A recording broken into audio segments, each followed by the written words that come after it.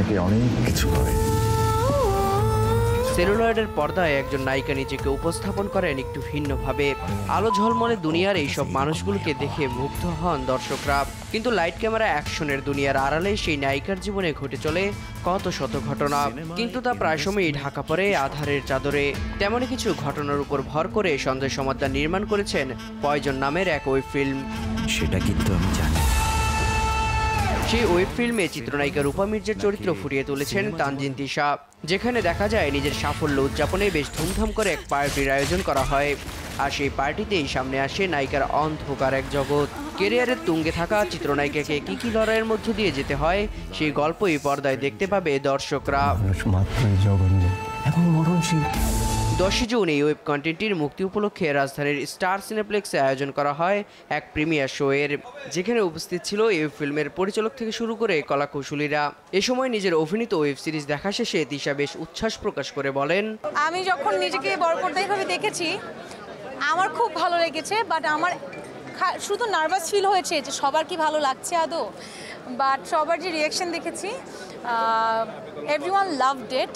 So এটাই আমার পাওয়া, এটাই আমাদের পুরো টিমের অ্যাচিভমেন্ট। পয়জনের অভিনেতা আবু হুরায়রা তানভীরের কণ্ঠে শোনা যায় মুগ্ধতার কথা, সেই সঙ্গে নির্মাতা সঞ্জয় সমাদ্দারের প্রতি কৃতজ্ঞতার কথা উঠে আসে তার কণ্ঠে।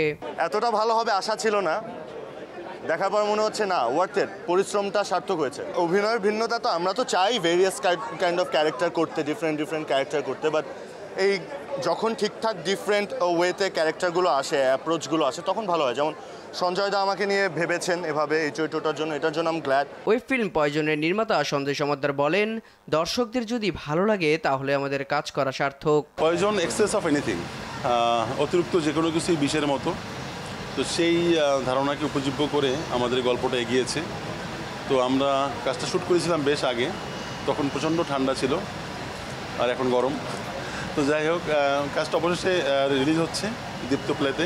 এদিকে এদিন প্রিমিয়ারে ওয়েব ফিল্মের কলাকৌশলী বাদেও অনেক অতিথি দর্শক উপস্থিত ছিল।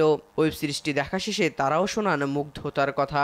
গল্প গ্রিপি ছিল, ডিরেকশন অনেক ভালো, সো ভালো। আমি আশা করবো একটা সিকুয়েল আসবে। এটা বেশি লোভ থাকলে যে মানুষের যে খারাপ পরিণতি হয়, এই ছবিটা দেখলে ওই মেসেজটা পাওয়া যাবে। তানজিন তিশাকে প্রথমবার বড় পর্দায় দেখলাম, ভালো লাগলো। আমি মনে করি তানজিন তিশার বড় পর্দায় আসা উচিত। পয়জন দেখে মনে হয়েছে যে প্রতিটা সিনে টুইস্ট ছিল এবং প্রতিটা ক্যারেক্টার, প্রতিটা আর্টিস্ট খুব ভালো অভিনয় করেছে।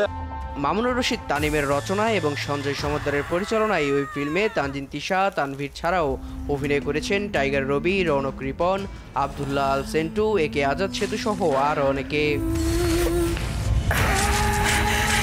দেবরায় দীপ্ত, দেশ টিভি।